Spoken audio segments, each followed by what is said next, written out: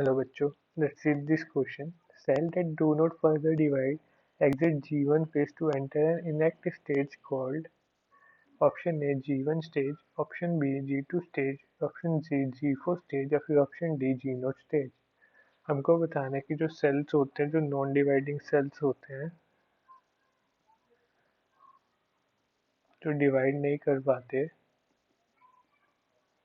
जो non dividing cells है, वो सेल साइकिल को एग्जिट कर देते हैं G1 फेज से, एग्जिट कर जाते हैं सेल साइकिल से और एंटर करते हैं इनएक्टिव स्टेज में।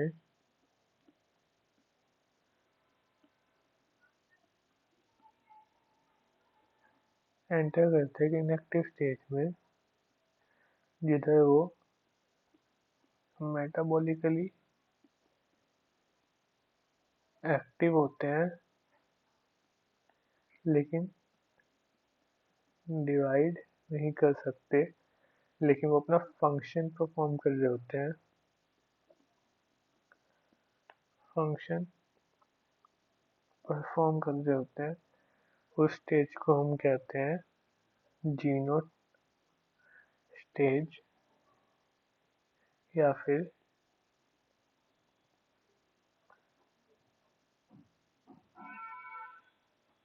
Quiescent phase. G0 स्टेज या फिर क्विसेंट फेज कहते हैं हम उसको, इनएक्टिव स्टेज को, जिधर वो पहुंच जाते हैं सेल जो नॉन डिवाइडिंग होते हैं, तो G1 से एग्जिट कर जाते हैं सेल साइकिल को। इस फेज से वो बाहर भी आ सकते हैं और एंटर कर सकते हैं वापस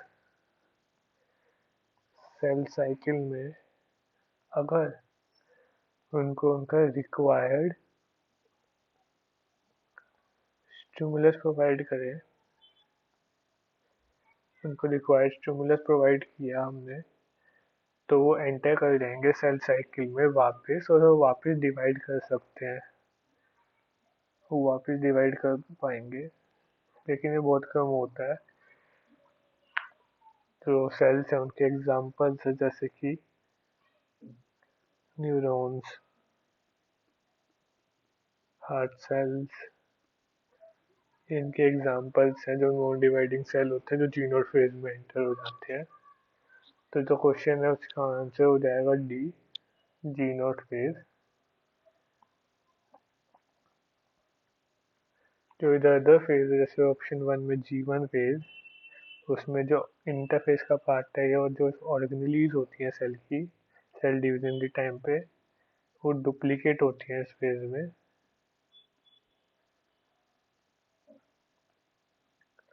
G2 फेज के अंदर प्रोटीन एंजाइम्स का सिंथेसिस और डुप्लीकेशन होती है। तो G4 फेज है, ऐसा कोई फेज होता ही नहीं है सेल साइकिल में, और G0 फेज, यही जो फेज मैंने नीचे एक्सप्लेन किया वो G0 फेज है। G0 फेज, तो इसका आंसर हो जाएगा option number D, G0 phase. Hope you understand it well. Best of luck.